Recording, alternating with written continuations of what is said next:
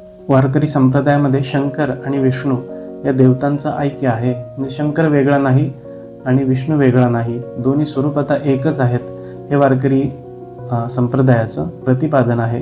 तुकाराम महाराजांचा अभंग आहे, हरिहरा भेद नाही करू नये वाद, एक एकाचे हृदयी गोडी साखरेच्या ठाई.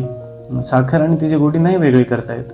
भेद काशी नाड एक वेलांटी चाड. भेद बघायला गेलं तर काय आहे, हर या शब्दाला वेलांटी केली की हरी झाला.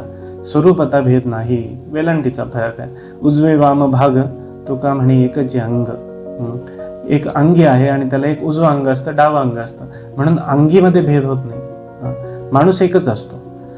तर हे जे शैव आणि विष्णू वैष्णव यांचं ऐक्याचं जे प्रतिपादन आहे, याची बीजं आपल्याला ज्ञानेश्वरीमध्ये आढळतात. ज्ञानेश्वरांचं पाहायला गेलं तर त्यांचा संप्रदाय नाथ संप्रदाय आहे, शैव संप्रदाय आहे. मात्र तत्वज्ञानाचा विस्तार करताना ते विष्णूंचा ग्रंथ घेतात. म्हणजे श्रीकृष्णाने जी गीता सांगितली आहे तिला मूळ मानतात. नामस्मरणाचा प्रसंग येतो त्यावेळी म्हणतात, कृष्ण विष्णू हरी गोविंद या नामाचे निखिल प्रबंध, माझी आत्मचर्चा विशद उदंड गाती. विष्णूंची नावं सांगतात ज्ञानेश्वरीमध्ये.